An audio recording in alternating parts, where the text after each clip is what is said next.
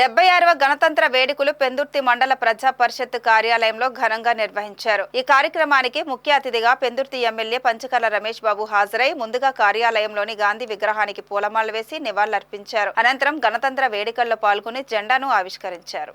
ఈ సందర్భంగా ఎమ్మెల్యే మీడియాతో మాట్లాడుతూ అందరికీ గణతంత్ర వేడుకల శుభాకాంక్షలు తెలియజేశారు. ఢిల్లీలో ప్రధానమంత్రి దగ్గర నుంచి పంచాయతీ సర్పంచ్ వరకు కులమతాలకు అతీతంగా జరుపుకునేవి గణతంత్ర వేడుకలని అన్నారు.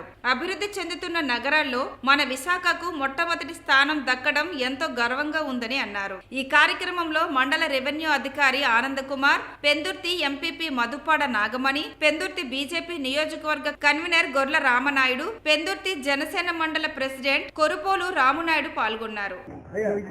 ఈరోజు దేశవ్యాప్తంగా 76వ రిపబ్లిక్ డే జరుపుకుంటా ఉన్నాం. ఒక పండుగ వాతావరణంలో ఢిల్లీలో ప్రధానమంత్రి దగ్గర నుంచి పంచాయతీలో సర్పంచ్ వరకు కూడా అన్ని వర్గాలు, అన్ని కులాలు, అన్ని మతాలు, అన్ని ప్రాంతాల్లోనూ కూడా ఈరోజు ఒక పండుగ వాతావరణంలో జరుపుకునే పండుగ ఇది.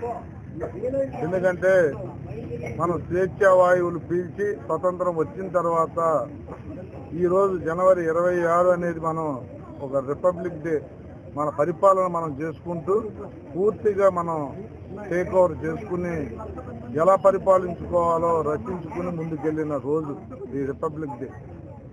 మరి పెద్దల గతంలో వారి త్యాగాలు, వారి బలిదానాలతో వాళ్ళు మనకిచ్చిన ఈ స్వతంత్రం దాన్ని ఎలా నిలబెట్టుకుంటూ మనం అంచెలంచెలకు ఎదిగామో, ఈ దేశాన్ని ఎలా పునర్నిర్మించుకున్నామో మీ అందరికీ తెలుసు.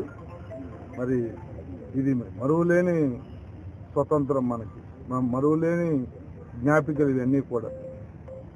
భారత రాజ్యాంగం పట్ల ప్రపంచ దేశాలకి భారతదేశం పరిపాలన సిస్టమ్ మీద ఒక గౌరవం మర్యాదలు ఉన్నాయంటే అది మనం తాలూకా రాజ్యాంగం ఒక గొప్పతనం, మన పెద్దల యొక్క గొప్పతనం. ప్రపంచంలోనే మేధావులైనటువంటి పెద్దలందరూ కూర్చున్నటువంటి రాజ్యాంగం ఈ రిపబ్లిక్ డేతో మొదలవటం అనేది చాలా ఆనందదాయకం.